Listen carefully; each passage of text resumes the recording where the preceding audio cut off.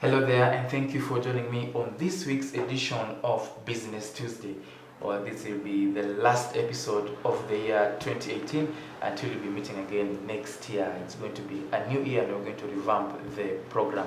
And now, on this last episode, we'll be talking about issues to do with anti-fraud.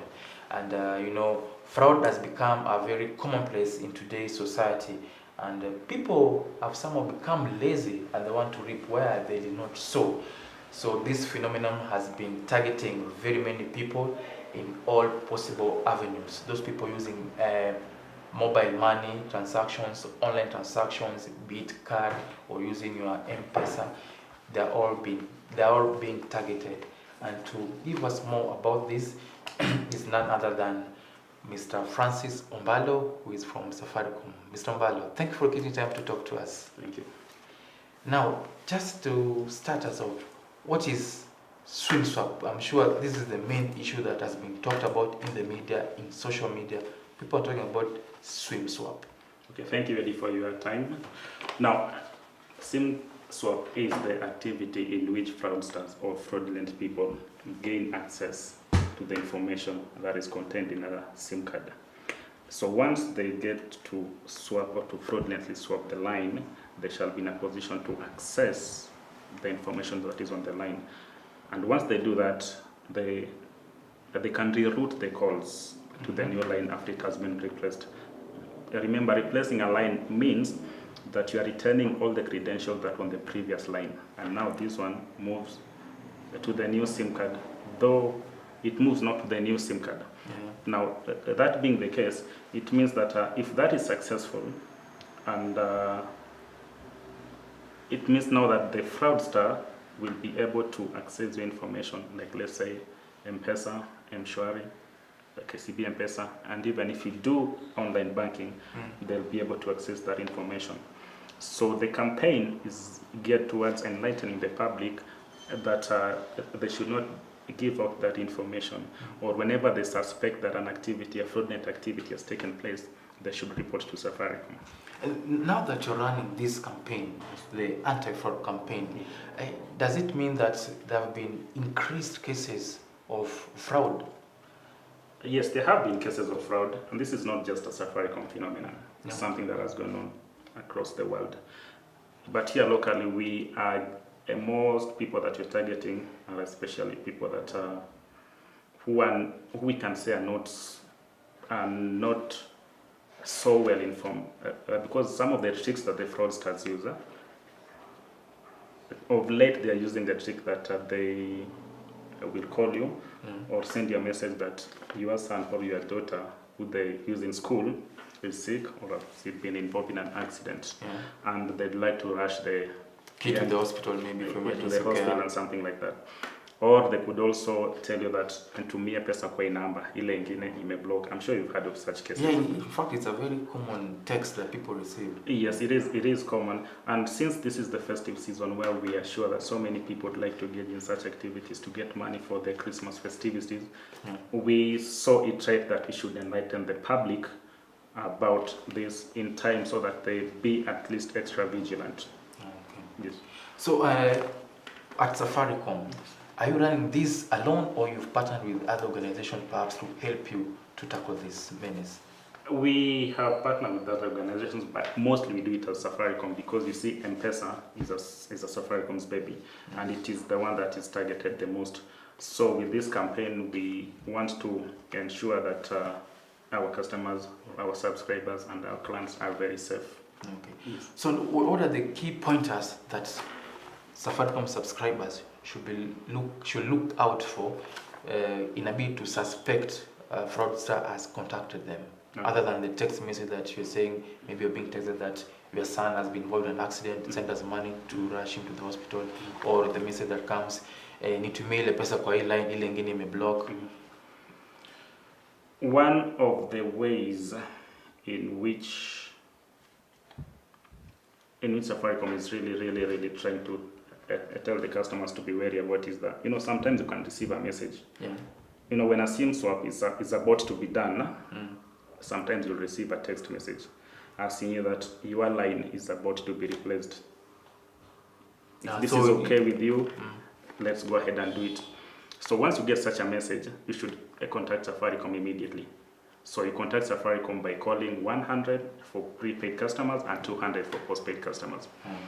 Another time, once the fraudsters have initiated the process and they know that you are likely to call Safaricom for information, the fraudsters will likely call to tell you that do not forward, or that if you get such a message, ignore. You are not supposed to ignore such a message. Anytime you receive that message that your line is about to be swapped, if you did not initiate it yourself, you're supposed to contact Safaricom. Yes. Wow. Another thing is that we also advise our customers not to issue out their personal identification numbers, PIN numbers. So because any swap or any fraud that is committed in a line, the fraudster is likely to have your PIN. So once they have the PIN, that is what will enable them to carry out such an activity.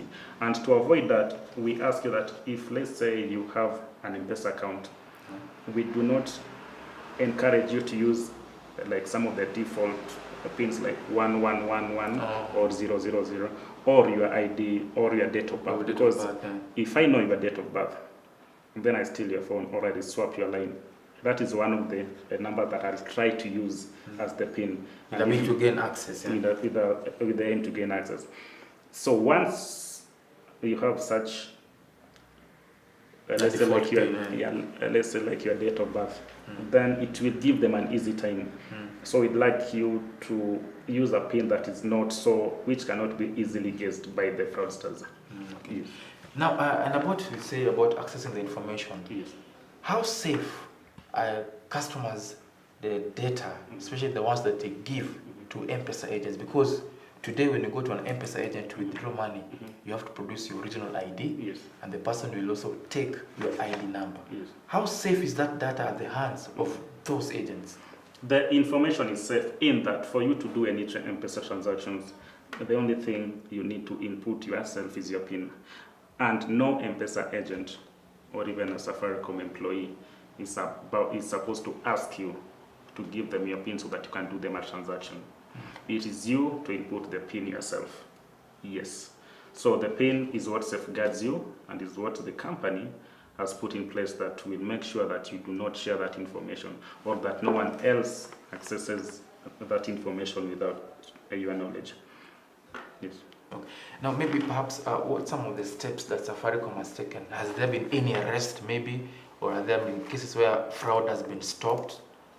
Yes, there are cases that there are several cases where arrests have been made, and whenever a fraud has taken place, we prefer that the affected parties report to the police. Once you report to the police, Safaricom will provide the necessary information that will help in apprehending the suspects. Another thing is that once you get the number that are sending you fraudulent messages, asking you that you accept that they do the SIM card replacement on your behalf or something like that, we are supposed to forward that number to 333. So let's say Eddy sends me a message that I'm going to swap your line, or that I need to me a pesa kwa number. You're supposed to send Eddy's number to 333. So that so it's just the number that is sent, not the text forward. No, you forward the message to 333, and once you forward that message, it will have the phone number of the person that was about to do the fraudulent activity. Yes, and then now Safaricom will take it up from there and do its own investigations. Okay. Yes. Wow. Now, I know there have been efforts from Safaricom ends to ensure that customers are protected, yes. And you launched a feature, the one called Jitambulishe service. Yes. Tell us something about it. Jitambulishe service is a service by Safaricom, which uses your voice as an identifier. As you all know, everyone has a unique voice. So for you to log on to that service, if you're on prepaid, you're supposed to call *100#. If you're on postpaid, you're supposed to call *200#, and then you'll be directed through how to go about that. So that means that with that, you'll be able to unlock your PIN, you'll be able to get your PUK, among other issues, in case you lose your phone. So just using your voice. Yes, using your voice. So your voice will be like your unique identifier. Yes. So what's the percentage accuracy of it? Is it 100%? 99.99%. So that's good enough. What if I'm good at imitating voices and maybe I can try and imitate your voice? If I try to use it, can I gain access? No. Even if you are good at imitating, there's that unique thing about your voice. Even the best impersonators cannot get your voice 100%. Even the best will fail. Even the best will fail, yes. That's the guarantee for That's the system. the guarantee, yeah. It's like having a fingerprint. Yes. So far, how many subscribers maybe are using this service? Are people embracing it? Yes, people are embracing it. We have quite a number right now. Yes. About the Jitambulisho service, what languages can I use it in? If I'm Luo, can I input my Luo in it? Or it's strictly English? For now, we're doing English and Swahili. Swahili. Yes. Is this the Tanzanian Swahili or the Nairobi Swahili? You know the Nairobi Actually, Swahili? the issue is not even the language per se, but it's about the voice recognition. Voice recognition. So it's not about how fluent your Swahili is. Yes, but it's about the voice recognition. Yes.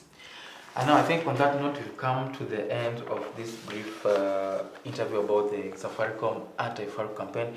And before we wrap it up, perhaps maybe Mr. Mbalo, you can repeat to the viewers the numbers they should use to report any suspicious fraud. Okay. Yeah. The number that you need to get in touch with the Safaricom in case of any fraudulent activities. If let's say you send money to the wrong number, you are supposed to forward that message as it is to 456. And once you forward that message to 456, Safaricom will initiate the process of reversal. Another thing is that whenever you suspect any suspicious activity, we'd ask you that you call 100 or you call 200. In case you have an M-Pesa issue, you're supposed to get in touch at Safaricom through 234. And another thing is that whenever Safaricom is doing activations, even, sometimes go to the field to engage our customers. Whenever you go to the field, the where we are is properly branded. So it's Safaricom branded. Everything in that particular place will be about Safaricom. So we'd ask you that whenever you report, or if you're not so sure, you can just call Safaricom and ask if they have an embed and such a field, such and such a place, just to be sure. Oh, okay. Yes. Thank you so much, Mr. Wanda, for speaking to us. Okay. On that note, we're going to take a short break. We'll be right back.